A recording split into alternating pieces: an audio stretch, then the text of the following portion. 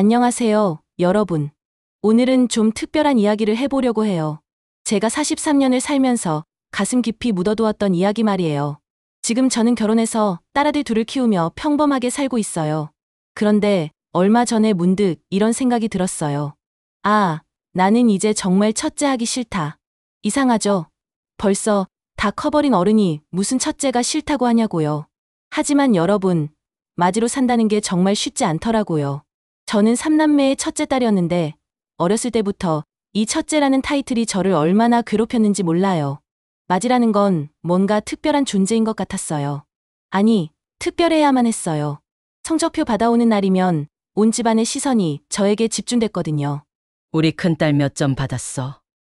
이 질문 하나가 저에게는 얼마나 큰 부담이었는지. 친구들과 약속이 있는 날이면 정말 힘들었어요. 같이 영화 보러 가자. PC방 가자. 이런 말을 들으면 정말 가고 싶었거든요. 하지만 저는 꿈도 꿀 수 없었어요. 엄마가 저를 방으로 데려가시거든요. 그리고 문을 딱 닫으시고는 말씀하시는 거예요. 자, 이제 이 문제집 다 풀어봐. 틀린 건 다시 할 거야. 그때부터 시작되는 거죠. 문제를 풀고, 채점하고, 틀린 문제는 왜 틀렸는지 설명 듣고, 다시 풀고. 이 과정을 모든 문제를 다 맞출 때까지 반복해야 했어요. 틀린 것까지, 다시 맞을 때까지요. 방 밖에서는 동생들이 TV 보면서 웃고 떠드는 소리가 들렸어요. 그 웃음소리가 얼마나 부러웠는지. 저도 그냥 TV 보면서 웃고 싶었거든요. 하지만 저는 그럴 수 없었어요. 왜냐하면 저는 언니니까요. 언니는 첫째라서 좋겠다. 엄마가 많이 신경 써주시잖아. 동생들이 가끔 이런 말을 했어요. 하지만 정말 웃긴 게 그 신경이라는 게 전혀 좋지 않았어요. 오히려 숨이 막혔어요. 마치 누군가가 저를 돋보기로 들여다보고 있는 것 같았거든요. 저희 엄마는 정말 교육열이 대단하셨어요. 맞이가 잘해야 동생들도 따라한다. 는 게 엄마의 철학이었거든요. 그래서 저는 항상 완벽해지도록 노력했어요.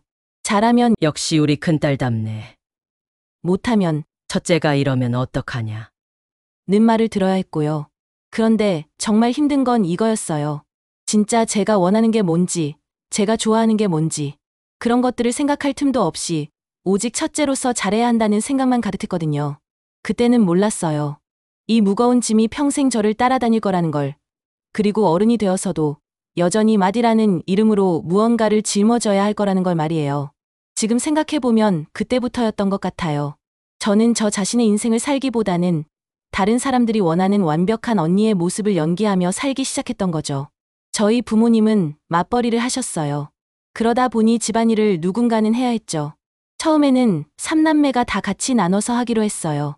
오늘은 누가 설거지, 내일은 누가 걸레질 이런 식으로 말이에요.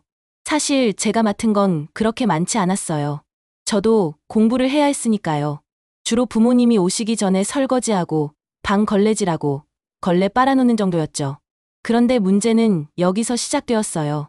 처음 한두 달은 동생들도 자기 차례에 맞춰서 잘했어요. 그런데 시간이 지나면서 슬슬 변하더라고요. 언니, 나 오늘 숙제가 너무 많아서. 누나, 나 친구랑 약속이 있어서. 언니, 나 배 아파. 이런 핑계들이 하나둘씩 늘어나기 시작했어요. 그러면 그날 집안일은 누가 해야 할까요? 부모님이 오시기 전까지는 누군가 해야 하는데 결국 제가 대신 하게 되었어요. 오늘만 내가 할게. 다음에는 꼭 너희가 해야 해. 이렇게 말하면서 말이에요. 하지만 다음에는 오지 않았어요. 동생들은 점점 더 핑계를 대기 시작했고 저는 점점 더 많은 일을 떠안게 되었죠. 그런데 정말 웃긴 건 처음에는 제가 화를 냈거든요. 왜 너희는 안 해? 우리가 정한 거잖아. 그런데 동생들이 뭐라고 했는지 아세요? 나는 공부를 해야 돼서 바빠. 언니는 원래 깔끔하게 잘하니까. 언니가 하면 엄마가 더 좋아할 것 같은데? 이런 말들을 들으니까 뭔가 기분이 이상했어요.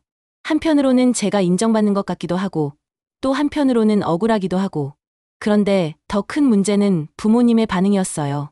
퇴근해서 오시면 집이 깨끗하게 정리되어 있든 아니든 누가 했는지는 관심이 없으셨어요. 그냥 안 되어 있으면 짜증만 내셨거든요. 아이고, 이게 뭐야? 설거지도 안 하고 걸레질도 안 하고. 으이고, 이걸 누구더러 다 하라고. 이런 말씀을 하시면서 불편해하시는 걸 보는 게 너무 싫었어요. 집안 분위기가 험악해지고 동생들은 슬금슬금 방으로 도망가고 그런 상황이 정말 스트레스였거든요. 그래서 저는 생각했어요. 그냥 내가 미리 해놓으면 이런 일이 없겠지? 부모님이 퇴근하시기 전에 미리미리 해놓으면 집안 분위기도 좋아지고 누구도 혼나지 않고 평화로울 거라고 생각했어요. 그래서 동생들이 안 하면 제가 대신 하기 시작한 거죠. 하지만 부모님은 제가 했다는 것도 모르셨어요. 그냥 집이 깨끗하면 그래, 이래야지. 정도였고 제가 특별히 칭찬받는 것도 아니었어요. 그냥 평화로운 저녁 시간을 위해서 제가 알아서 하게 된 거죠. 그렇게 해서 결국 설거지, 걸레질, 걸레 빨기는 완전히 제 일이 되어버렸어요. 동생들은 언니 일이라고 생각하게 되었고 부모님도 당연하다고 여기시게 되었죠. 아니, 정확히 말하면 누가 하는지조차 신경 쓰지 않으셨어요. 그냥 되어 있으면 되는 거고 안 되어 있으면 짜증내시는 거고. 저는 엄마한테 이런 말씀을 드릴 엄두도 못 냈어요.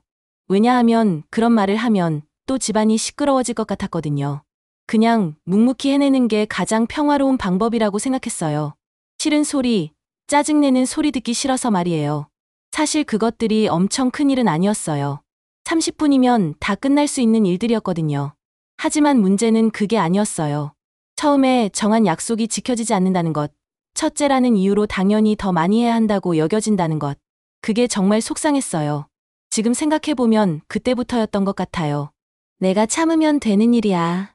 내가 조금 더 하면 되는 일이야. 라는 생각이 자리 잡기 시작한 게 말이에요. 아빠가 중학교 때쯤에 사기를 당하셨어요. 그때부터 저희 집 분위기가 완전히 바뀌었죠. 용돈이 끊겼는데 그게 제일 큰 문제가 아니었어요. 진짜 문제는 집안에 돈 이야기만 나오면 전쟁터가 된다는 거였어요. 친구들이 떡볶이 먹으러 가자. 고 하면 정말 가고 싶었어요. 하지만 저는 갈 수 없었죠. 돈이 없으니까요. 친구들이 사 먹자고 했을 때 가슴이 철렁 내려앉았고 가진 핑계를 대서 거절했어요. 나는 배불러. 나는 집에 일찍 가야 해.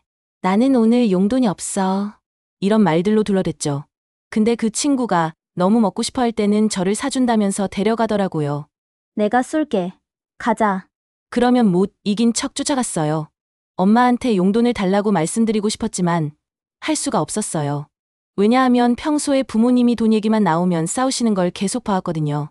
그것 때문에 집안의 불화가 끊이지 않았어요.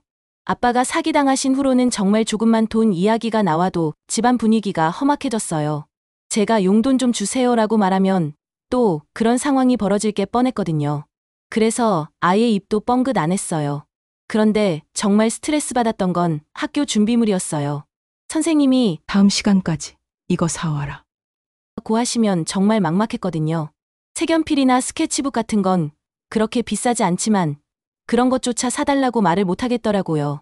부모님이 돈 때문에 싸우는 걸 계속 봐왔으니까 제가 뭔가 사달라고 하면 또 그런 일이 벌어질 것 같았어요. 그래서 최대한 대체품으로 해결하려고 했어요. 색연필이 필요하면 집에 굴러다니는 색볼펜들을 모아서 가져갔고 도화지가 필요하면 집에 있는 종이를 찾아서 가져갔어요. 완전히 똑같지는 않아도 최소한 뭔가는 가져가려고 노력했거든요. 친구들이 새 색연필이나 예쁜 준비물을 가져오는 걸 보면 부러웠지만 그래도 제 나름대로는 최선을 다했다고 생각했어요. 아예 빈손으로 가는 것보다는 낫잖아요. 고등학교에 가서도 마찬가지였어요. 다른 친구들은 다 학원에 다니는데 저는 학원 보내달라는 말을 할 수가 없었어요. 학원비가 얼마나 비싼지 알고 있었거든요. 그런 돈을 달라고 하면 또 집안이 시끄러워질 거라는 걸 너무 잘 알고 있었어요. 그래서 인터넷 강의를 들었어요. 그것도 제일 저렴한 한 달에 3만 원짜리로요. 친구들이 너는 어느 학원 다녀? 라고 물어보면 인강 들어 라고 대답했는데 그냥 자연스럽게 말했어요. 애초에 부모님이 돈 때문에 싸우시는 걸 아니까 제가 부담을 주고 싶지 않았거든요. 방도 문제였어요. 저희는 슬라이드형 오픈 방 하나를 3남매가 함께 써야 했거든요. 항상 시끄럽고 정신이 없었어요. 집중해서 공부하고 싶어도 도저히 할 수가 없었죠. 그런데 아빠가 저에게 이렇게 말씀하신 적이 있어요. 전쟁이 나도 공부 잘하는 놈은 잘한다. 그 말을 들었을 때 정말 속상했어요. 아, 내가 정신력이 부족한 건가? 내가 의지가 약한 건가? 이런 생각이 들었거든요. 하지만 저는 그 정도 정신력이 없었나 봐요. 도저히 집중할 수가 없었으니까요. 집안 분위기도 계속 어수선했어요. 부모님은 빚 때문에 허덕이고 계셨고 돈 이야기만 나오면 언성이 높아졌어요. 그런 상황에서 저 이거 사주세요. 저 저거 필요해요라고 어떻게 말할 수 있겠어요? 그래서 저는 점점 더 아무 말도 하지 않게 되었어요. 필요한 게 있어도 그냥 참았고 하고 싶은 게 있어도 포기했어요. 친구들과의 약속도 돈이 들면 안 간다고 했고 학교 행사도 비용이 들면 빠졌어요. 지금 생각해보면 그때부터 제가 내 욕구를 말하면 안 된다. 내가 뭔가 원하면 다른 사람들이 힘들어한다는 생각을 갖게 된 것 같아요. 첫째니까 참아야 하고, 첫째니까 이해해야 하고, 첫째니까 양보해야 한다고. 그런 생각들이 그때 완전히 뿌리 내린 거죠. 친구들은 너는 참 착해. 라고 했지만 사실 착한 게 아니었어요. 그냥 말할 수 없었던 거죠. 말하면 집안이 더 시끄러워질 것 같아서, 부모님이 더 힘들어하실 것 같아서. 고3 때였어요. 가장 중요한 시기에 갑자기 집안이 완전히 뒤집어진 거예요. 두 분이 이혼한다고 난리가 나신 거죠. 그 전부터 조짐은 있었어요. 아빠가 사기당하신 후로 집안 분위기가 계속 안 좋았거든요. 돈 얘기만 나오면 언성이 높아지고 서로 탓하시고. 그런데 고3이 되니까 그게 달한 거예요. 어느 날 갑자기 아빠가 엄마의 경제력을 뺏어간다며 모든 걸 내놓으라고 하셨어요. 가정의 자금 관리를 하시던 엄마한테 통장을 다 넘기라고 하신 거죠. 엄마는 화가 나서 결국 통장을 넘겨주셨어요. 그런데 저는 그게 우리의 목숨줄인 줄 알았어요. 그 통장이 없으면 우리가 어떻게 살아갈 수 있을까 싶었거든요.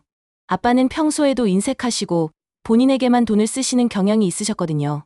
그분한테 빌다시피 해서 한 푼 두 푼 얻어내야 한다는 게 너무 무서웠어요. 그래서 저는 무릎을 꿇었어요. 정말로 무릎을 꿇고 그 통장을 다시 엄마한테 돌려달라고 빌었어요. 간신히 그 문제는 봉합되었지만 그때 제 심리 상태는 정말 최악이었어요. 고3이라는 게 원래도 스트레스가 큰 시기인데 집에서까지 이런 일이 벌어지니까 정말 견딜 수가 없었어요. 공부는 손에 안 잡히고 온 집안이 전쟁터 같았고 그때 저는 이런 생각을 했어요. 두 분이 이혼하시면 차라리 내가 빨리 어른이 되고 싶다. 그래야 엄마랑 동생들을 먹여 살릴 수 있지 않을까. 정말 웃긴 게 고3인 제가 엄마와 동생들을 책임져야 한다고 생각한 거예요. 돈에 대한 한이 그때 정말 깊어졌어요. 돈만 있으면 이런 일이 안 벌어질 텐데 내가 돈을 많이 벌어야겠다는 생각만 가득했죠. 그런데 우리 집은 절대 재수는 안 된다고 하셨어요. 자취도 안 된다고 하시고요. 무조건 수도권에 있는 대학을 나와야 한다고 하셨어요. 그러니까 수능 한 번에 원하는 대학을 가야 했던 거죠. 수능일이 가까워질수록 제 심리 상태는 정말 최악이었어요. 집에서는 계속 싸우시고 저는 공부에 집중할 수도 없고 수능 3개월 전부터는 정말 모든 걸 놨다고 해야 할까요? 완전히 포기 상태였어요. 그런데 저는 원래 반에서 10등 안에 드는 나쁘지 않은 성적을 가지고 있었어요. 그런데도 담임 선생님이 조회 시간에 말씀하신 신생 전문대 이야기에 솔깃했어요. 해외 교환 학생도 보내준다는 말에 지원한다고 말씀드렸거든요. 그랬더니 난리가 났어요. 내 성적에 그런 곳을 왜 가냐고. 성적이 바닥인 친구들이 가는 곳인데 엄마랑 상담 좀 해야겠다. 선생님이 이렇게 말씀하시더라고요. 결국 거기는 안 가게 되었지만 그만큼 제 심리 상태가 불안했던 거예요. 정상적인 판단을 할 수 없을 정도로 말이에요. 수능을 보고 왔는데 평소 모의고사 성적보다 많이 떨어졌어요. 정말 절망적이었죠. 지한 상황은 여전히 안 좋고 성적까지 망쳐버리니까 그때 정말 세상이 무너지는 것 같았어요. 결국 2차 수시를 지원해서 수도권에 있는 대학에 안착하긴 했지만 그 전까지는 정말 동태눈이었어요. 아무것도 할 수 없었고 아무 생각도 할 수 없었어요. 그때 저는 저 자신에 대해 이렇게 생각했어요. 나는 게으르고 뭐든 잘 못하는 아이야. 사실 객관적으로 보면 그렇지 않았는데도 그런 극한 상황에서는 모든 게 제 탓인 것 같았거든요. 내가 정신력이 약해서 공부를 못했구나. 내가 의지가 부족해서 집중을 못했구나. 내가 능력이 없어서 가족을 도울 수 없구나. 이런 생각들만 가득했어요. 지금 생각해보면 정말 말도 안 되는 상황이었어요. 고3인 아이가 부모님의 이혼 문제까지 걱정해야 했고 가족의 경제적 책임까지 떠안으려고 했으니까요. 하지만 그때는 그게 당연하다고 생각했어요. 첫째니까 그래야 한다고. 다행히 대학은 들어갔어요. 수도권에 있는 대학에 2차 수시로 겨우 안착했죠. 그런데 대학에 가서야 비로소 깨달았어요. 아, 나는 지금까지 진짜 내 인생을 산 적이 없구나. 대학에 가니까 이 속박의 굴레를 벗어나고 싶다는 생각이 간절했어요. 그동안 첫째라는 이유로 모든 걸 참고 양보하고 책임지면서 살았는데 이제는 정말 제가 하고 싶은 일을 해보고 싶었거든요.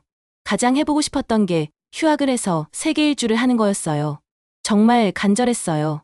제 계산으로는 휴학을 대학교 때 한 번 하지 않으면 대학 졸업 후에는 취직하고 결혼하고 그러면 다시는 이런 자유로운 시기가 오지 않을 것 같았거든요. 하지만 아빠는 절대 휴학을 반대하셨어요. 내가 휴학을 하면 동생들이 줄줄이 하니까 절대 안 돼. 애들 제때 다 결혼시키고 그러면 내가 밀리면 안 돼. 이런 식으로 말씀하셨어요.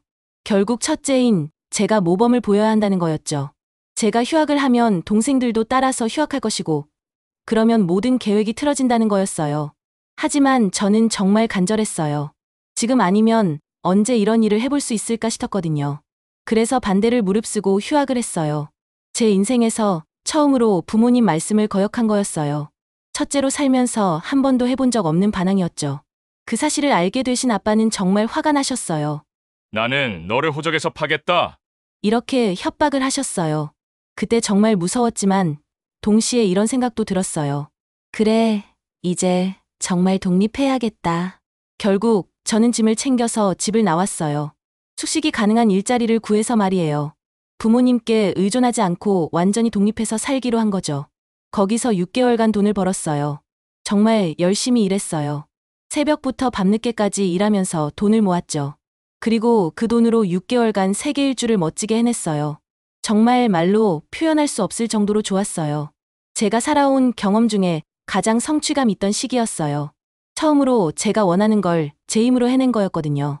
누구의 허락도 받지 않고 누구한테 피해도 주지 않고 오롯이 제 의지와 노력으로만 이뤄낸 일이었어요. 다른 나라들을 다니면서 정말 많은 걸 배웠어요.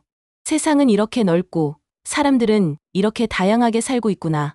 그리고 나도 내가 원하는 대로 살 수 있구나. 이런 걸 깨달았어요. 하지만 아빠는 저를 원수 취급하셨어요. 집에 돌아와서도 한동안 말도 안 하셨고 저를 보는 눈빛이 정말 차갑더라고요. 그런데 더 웃긴 일이 벌어졌어요. 나중에 제 동생들도 대학에 진학해서 줄줄이 휴학을 하기 시작한 거예요. 둘째도 휴학했고 셋째도 휴학했어요. 그러니까 아빠가 저한테 뭐라고 하시는지 아세요? 첫째인 내가 모범을 보이지 않아서 그랬다. 불과 얼마 전까지도 그 얘기를 하셨어요. 모든 원망은 제 차지였죠. 동생들이 휴학하는 것도 다 제 탓이라는 거예요. 그때 정말 억울했어요. 저는 제 돈으로, 제 힘으로 했는데 왜 동생들까지 제 탓인 거죠? 동생들도 각자 자기 판단으로 휴학을 선택한 건데 왜 그게 다 첫째인 제 책임인 건가요? 하지만 한편으로는 이런 생각도 들었어요. 그래, 나는 이제 모범적인 첫째가 아니야. 뭔가 해방감 같은 것도 느껴졌거든요. 그동안 완벽한 첫째, 모범적인 언니가 되려고 얼마나 애썼는데 이제는 그런 기대에서 벗어날 수 있을 것 같았어요. 세계 일주를 하면서 저는 정말 많이 변했어요. 자신감도 생겼고 제가 원하는 게 뭔지도 알게 되었어요. 그리고 무엇보다 나도 내 인생을 살 권리가 있다는 걸 깨달았죠. 물론 가족들과의 관계는 조금 소원해졌어요. 특히 아빠와는 한동안 어색했죠. 하지만 저는 후회하지 않았어요. 처음으로 제가 원하는 걸 해본 거였으니까요. 지금 생각해보면 그때가 제 인생의 전환점이었던 것 같아요. 그전까지는 항상 다른 사람들이 원하는 모습으로 살려고 했다면 그 이후부터는 제가 원하는 것도 중요하다는 걸 알게 되었거든요. 하지만 첫째라는 짐은 여전히 무거웠어요. 세계 일주를 마치고 대학을 졸업한 후 저는 한 가지 확고한 목표가 생겼어요. 바로 돈을 많이 벌자는 것이었죠. 어렸을 때부터 가난 때문에 겪었던 일들이 너무 지긋지긋했거든요. 돈 때문에 싸우는 부모님을 보는 것도, 준비물도 사달라고 못하는 것도, 친구들과 떡볶이도 못 먹는 것도, 이 모든 게 다 돈 때문이었잖아요. 그래서 졸업 후에 독특하게도 영업을 하는 회사에 들어갔어요. 영업이면 성과에 따라 돈을 많이 벌 수 있을 거라고 생각했거든요. 열심히 하면 될 거야 라는 마음으로 시작했어요. 그런데 현실은 정말 냉혹했어요. 한 달간 무실적이었어요. 정말 한 건도 성사시키지 못했어요. 거기는 실적이 있어야 월급을 주는 시스템이었거든요. 그러니까 저는 한 달 동안 돈을 한 푼도 못 번 거예요. 그러자 아빠한테 불려갔어요. 월급은 얼마나 받냐? 사실대로 말씀드릴 수밖에 없었죠. 실적이 없어서 월급을 못 받았다고요. 그러니까 아빠가 뭐라고 하시는지 아세요? 내가 그러고 있을 시간이 어딨냐. 그럴 거면 공무원 준비나 해라. 취직을 하든지. 이런 압박을 거의 일주일에 23번은 받았어요. 매번 언제까지 이럴 거냐? 다른 애들은 다 취직해서 돈 벌고 있는데 너만 이러고 있냐? 이런 말씀들을 들어야 했죠. 정말 스트레스가 심했어요. 집에 가는 게 무서웠거든요. 또 월급 얘기가 나올까봐, 또 다른 사람들과 비교당할까봐. 하지만 영업 실적은 여전히 나오지 않았어요. 결국 그만둘 수밖에 없었어요. 더 이상 버틸 수가 없었거든요. 매일 집에서 받는 압박과 회사에서의 스트레스를 동시에 감당할 수가 없었어요. 그 후에는 다른 회사에 들어가서 돈을 차근차근 모으기 시작했어요. 나중에 창업을 해서 돈을 많이 벌자는 생각이었거든요. 영업으로는 안 되니까 다른 방법을 찾아보자고 생각한 거죠. 그런데 어느 날 아빠가 저한테 이런 말을 하시더라고요. 돈은 절대 못 빌려주니까. 네가 알아서 하고 망하더라도 네가 혼자 망해야 한다. 정말 어이가 없었어요. 저는 빌려달라고 한 적도 없는데 말이에요. 그냥 제가 창업을 생각하고 있다는 얘기만 했을 뿐인데 미리 선을 그어버리신 거예요. 그때 정말 서글펐어요. 아, 나는 가족한테도 믿음을 못 받는구나. 가족들은 제가 실패할 거라고 생각하고 계시는구나 싶었거든요. 그래도 저는 포기하지 않고 열심히 돈을 모았어요. 언젠가는 정말 성공해서 돈을 많이 벌고 싶었거든요. 그래야 더 이상 돈 때문에 눈치 보지 않고 살 수 있을 것 같았어요. 하지만 쉽지 않더라고요. 회사 다니면서 모을 수 있는 돈은 한계가 있었고 창업을 하려면 훨씬 많은 자금이 필요했어요. 물론 가족들한테 도움을 바라는 건 아니었어요. 제가 알아서 할 일이니까요. 그런데 정말 아쉬웠던 건 믿음과 지지였어요. 내가 하고 싶은 일이라면 응원할게. 실패해도 괜찮으니까 한번 해봐. 이런 말 한마디라도 들었으면 얼마나 좋았을까요? 왜 나는 항상 혼자 모든 걸 해결해야 하지? 첫째라서 더 많은 걸 기대받는 건 맞지만 왜 지지는 해주지 않는 거지? 이런 생각들이 계속 들었어요. 그래도 그때는 나중에 성공하면 다 보여주겠어라는 마음으로 버텼어요. 언젠가는 정말 많은 돈을 벌어서 가족들을 놀라게 해주고 싶었거든요. 결국 결혼도 하고 아이도 낳고 그럭저럭 살게 되었지만 그 돈에 대한 한은 여전히 마음 깊은 곳에 남아 있었어요. 그런데 정말 큰 사건이 기다리고 있었어요. 재작년에 벌어진 일인데 정말 상상도 못했던 일이었거든요. 그 이야기를 들려드릴게요. 정말 심호흡 좀 하고 얘기해야 할 것 같아요. 아빠가 서울에서 살고 계셨는데 은퇴를 하셨으니까 갑자기 시골로 내려가서 살겠다고 하시는 거예요. 사실 예전부터 그런 뉘앙스를 풍기긴 하셨어요. 나중에 시골에서 농사나 지으며 살고 싶다. 이런 말씀들을 가끔 하셨거든요. 그런데 저는 만약 그런 일이 생긴다면 당연히 엄마와 상의를 하고 결정하실 줄 알았어요. 부부니까 둘이서 이야기해서 합의를 보고 결정하시겠거니 했죠. 그런데 아니었어요. 강제로 엄마를 끌고 내려간다는 거였어요. 엄마의 의견은 전혀 묻지 않으시고 말이에요. 저도 결혼한 입장에서 제 남편이 저한테 그렇게 하면 정말 싫을 것 같았어요. 일방적으로 우리 이사 간다 고 통보받는다면 정말 기분이 나쁠 것 같았거든요. 특히 엄마는 평생 서울에서만 사셨는데 갑자기 시골로 모든 터전을 옮겨야 한다고 상의도 없이 끌고 간다면 정말 너무 싫을 것 같았어요. 그런데 아빠가 제가 첫째라고 저한테 엄마한테 그 통보를 전달하라고 하시는 거예요. 본의 아니게 그 의견을 전달하는 전달자 역할을 맡게 된 거죠.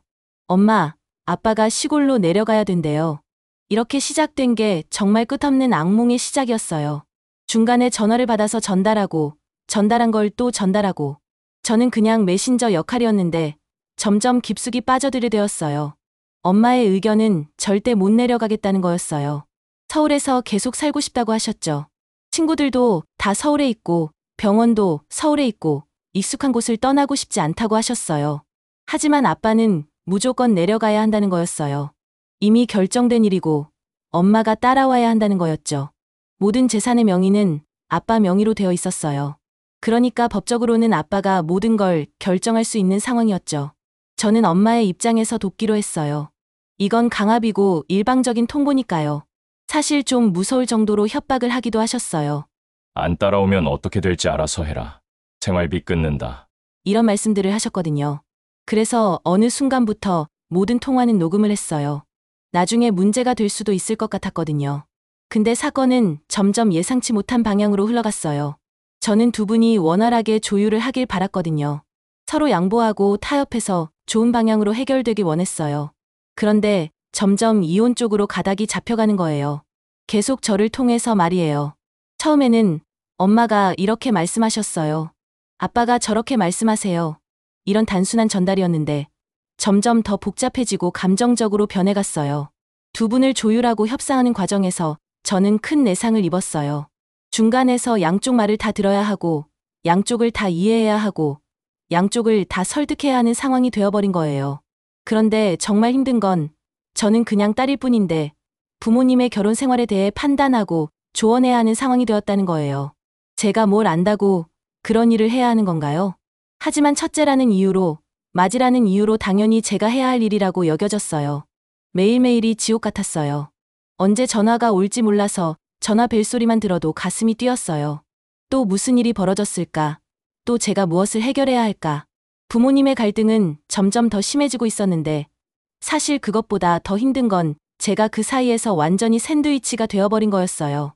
최종적으로 이혼이 확정되고 엄마가 집에 가압류를 걸었을 때 그 사실을 안 아빠가 저한테 전화를 하셨어요. 그때 들었던 말들을 지금도 잊을 수가 없어요. 나쁜 년, 너는 내 자식들한테 안 당할 것 같냐? 어떻게 네가 아비한테 이렇게 하냐? 이런 말들을 들었어요. 정말 충격적이었어요. 저는 그냥 중간에서 전달만 했을 뿐인데 모든 게 제 잘못인 것처럼 되어버린 거예요. 사실 본인들 일은 본인들이 해결하셔야 하는 건데 저는 최대한 중간 입장에서 하려고 노력했어요. 처음에는 정말 두 분이 원만하게 해결되길 바랐거든요. 그런데 한쪽에서는 너무 본인이 갑인 걸 알고 생활비를 끊는다고 하질 않나. 본인 명의로 되어 있는 아파트를 팔아서 시골로 간다고 일방적으로 하질 않나. 이런 상황에서 어떻게 중립을 지킬 수 있겠어요? 엄마가 을의 입장이니까 최소한 생활은 할 수 있게 도와드려야 한다고 생각했어요. 그래서 이혼을 하신다고 하고 변호사와 상담을 받으실 때 녹음 파일이 필요하다고 하면 전달을 안 할 순 없잖아요. 이런 상황까지 가지 않게 서로 협상의 여지를 저에게 줬어야 하는데 의견은 항상 평행선이었어요. 저는 첫째라는 책임감을 가지고 조율을 하려고 최대한 노력했어요. 그런데 그분들도 그분들의 인생이 있으신데 제가 강압적으로 한쪽 의견을 밀어붙이게 할 수는 없잖아요. 각자가 원하는 대로 최대한 해드려야죠. 그 이후에도 재산분할 과정에서의 조정에서 생기는 마찰들도 제가 중간에서 전달하는 역할을 맡았어요. 서로 언제 부부였었나 싶을 정도로 피 튀기는 싸움이었어요. 정말 매일매일이 전쟁 같았어요. 아침에 일어나면 오늘은 또 무슨 일이 벌어질까 하는 생각부터 들었어요. 밤에 잠들기 전까지도 언제 전화가 올지 몰라서 불안했고요. 그런데 정말 힘든 건 저는 고래싸움에 낀 새우 같다는 느낌이었어요. 저는 아무 잘못도 안 했는데 양쪽에서 다 상처받는 말들을 들어야 했거든요. 일상생활이 힘들 정도였어요.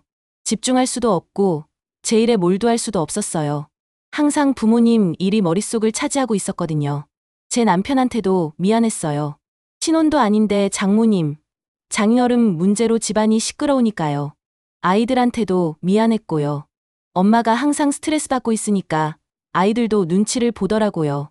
그런데 가장 속상했던 건 제가 아무리 노력해도 상황이 나아지지 않는다는 거였어요. 오히려 점점 더 악화되기만 했어요. 제가 중간에서 뭘 해봤자 소용없다는 무력감이 정말 컸어요. 그때 정말 많이 울었어요. 왜 제가 이런 일을 해야 하는지, 왜 첫째라는 이유로 이런 무거운 짐을 져야 하는지 정말 원망스러웠어요. 하지만 그래도 해야 했어요. 다른 누구도 하지 않으니까 제가 하지 않으면 상황이 더 악화될 것 같았으니까요. 언니는 정말 힘들었겠다. 우리는 그런 걸 몰랐어.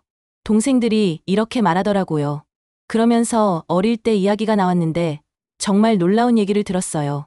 제가 첫째라서 가장 많은 감시와 관심을 오롯이 받았던 반면 동생들은 그 다음부터 서서히 관심이 식어서 훨씬 자유로웠다는 거예요. 언니가 공부하는 거 보면서 우리는 인형놀이 했잖아. 누나는 방에서 문제집 풀고 있을 때 우리는 우리끼리 놀았고.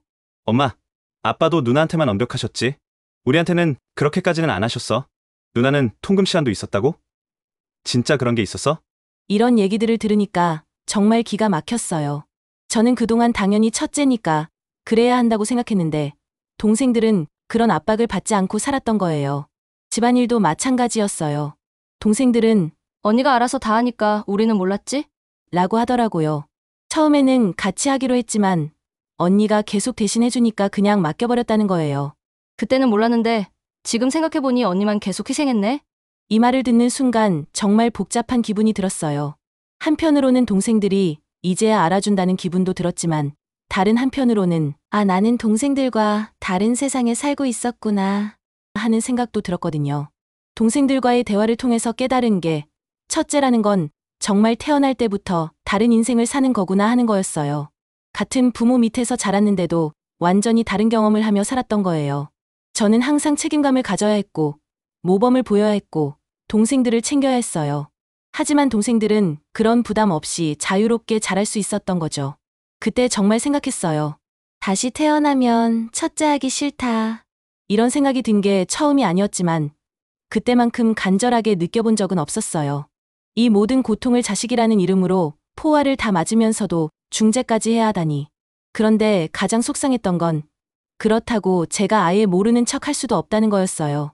부모님이 저한테 자꾸 얘기하시는데 어떻게 저는 모르겠어요. 라고 할 수 있겠어요? 첫째라는 건 선택권이 없는 거더라고요. 하기 싫어도 해야 하고 힘들어도 참아야 하고 책임져야 할 일이 생기면 피할 수 없는 거예요. 어릴 때부터 지금까지 저는 계속 이런 식으로 살아왔어요. 만약 제가 둘째나 셋째로 태어났다면 어땠을까? 좀 더 자유롭게, 좀 더 제 마음대로 살 수 있었을까? 하지만 이제는 받아들이려고 해요. 이게 제 인생이고, 이게 첫째의 숙명이라는 걸. 이렇게 쭉 얘기하다 보니까 새삼 느끼는 게 첫째로 산다는 건 정말 쉽지 않다는 거예요. 태어나면서부터 자동으로 부여되는 무거운 짐들이 있더라고요. 부모님의 이혼 사건을 겪으면서 정말 많은 걸 느꼈어요. 이 고통도 자식이라는 이름으로 포화를 다 맞으면서 중재까지 해야 하다니. 정말 말도 안 되는 상황이었어요. 다시 태어나면 첫째 하기 싫어요. 정말 간절하게 그런 생각이 들어요. 둘째나 셋째로 태어나서 좀 더 자유롭게, 좀 더 제 마음대로 살고 싶어요. 하지만 이제는 어느 정도 받아들이려고 해요. 이게 제 인생이고, 이게 제가 선택한 길은 아니지만 제게 주어진 길이니까요. 그래도 한 가지는 확실해요. 제 아이에게만큼은 절대 첫째라는 이유로 더 많은 걸 짊어지게 하고 싶지 않아요. 큰아이든 작은아이든 똑같이 사랑하고 똑같이 대하려고 노력하고 있어요. 물론 가끔 무의식 중에 큰아이에게 더 많은 걸 기대하고 있는 제 모습을 발견할 때가 있어요. 그럴 때마다 안 되겠다 하고 다시 조심하게 되죠. 첫째로 사는 게 힘들긴 하지만 그래도 좋은 점도 있었어요. 책임감이 생겼고 문제 해결 능력도 늘었고 다른 사람을 배려하는 마음도 커졌어요. 세계 일주를 할 수 있었던 것도 그런 추진력 덕분이었고요. 하지만 그럼에도 불구하고 가끔은 이런 생각이 들어요. 나도 누군가한테 의지하고 싶다. 나도 누군가가 챙겨줬으면 좋겠다. 여러분 중에도 혹시 저와 같은 첫째분들이 계실까요? 그분들께 말씀드리고 싶어요. 정말 수고 많으셨어요. 우리가 얼마나 힘들게 살아왔는지, 얼마나 많은 걸 참고 견뎌왔는지. 아무도 몰라줘도 우리는 정말 잘해왔어요. 그리고 우리에게도 충분히 쉴 권리가 있고, 때로는 떼쓸 권리도 있고, 누군가한테 의지할 권리도 있어요. 첫째라고 해서 항상 강해야 하는 건 아니거든요. 마지막으로 지금까지 제 넋두리를 들어주셔서 정말 고마워요. 이렇게 털어놓고 나니까 마음이 좀 가벼워진 것 같아요. 혹시 첫째로 살아가면서 힘든 분들이 계시다면 여러분도 저처럼 어딘가에 털어놓으세요. 혼자 가슴에만 담아두지 마시고요. 우리도 충분히 힘들어할 권리가 있으니까요. 그럼 여러분, 정말 고생 많으셨어요. 우리 모두 조금씩이라도 더 자유로워질 수 있기를 바랄게요. 지금까지 제 이야기를 들어주셔서 정말 고마워요.